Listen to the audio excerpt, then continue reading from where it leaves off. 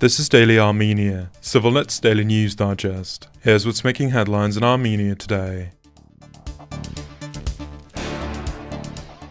Following a string of arrests targeting senior clergy of the Armenian Apostolic Church, the country's National Security Service moved into the Etchmiadzin Cathedral today in an attempt to arrest Archbishop Mikayel Ajapahyan, head of the church's Shirak Diocese.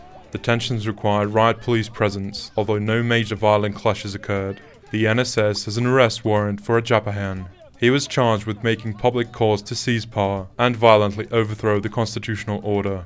The agency called on the Archbishop to surrender voluntarily, and since the crowd interfered with the attempted arrest, the NSS and the police decided to withdraw from the cathedral premises in Etchmiadzin, citing security concerns and the need to prevent a possible escalation. This was followed by the country's investigative committee, launching a criminal probe into the obstruction of justice. Although Archbishop Mikayel initially said he would cooperate and agreed to be escorted by law enforcement officers, tensions quickly escalated when a scuffle broke out.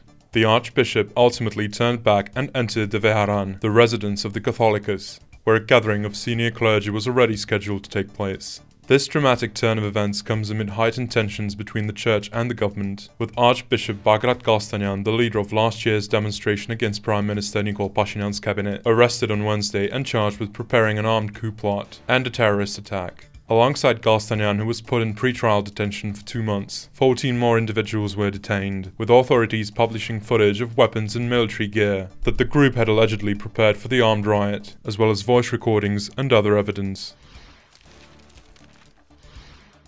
Tigran Grigoryan, head of the Yerevan-based Regional Center for Democracy and Security think tank, says there are signs of continued US engagement in Armenia, despite foreign policy realignments under the new Trump administration.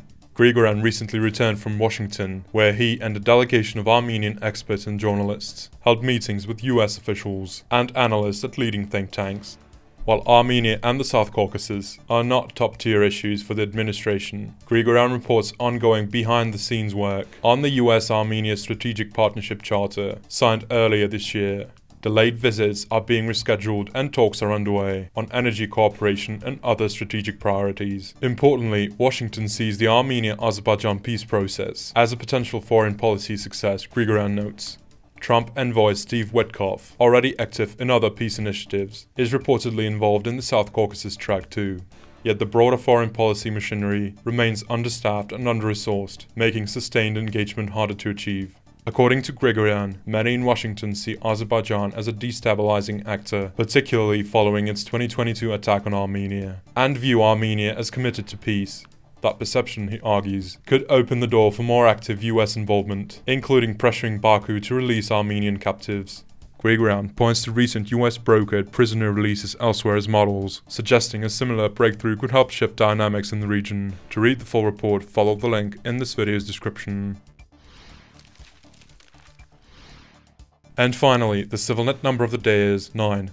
This is because Yerevan-born actress Angela Sarafyan has been cast as Lara Lovan, Superman's biological mother in the upcoming Superman film, marking the 9th feature film centered on the iconic superhero since the character's big-screen debut in 1978. Sarafyan will star alongside Bradley Cooper, who plays Superman's father Jor-El. The film is set to premiere in Armenian theaters on July 9th and in the US on July 11th. And as always, please follow CivilNet for the latest news and independent reporting from our contributors on the ground here in Armenia.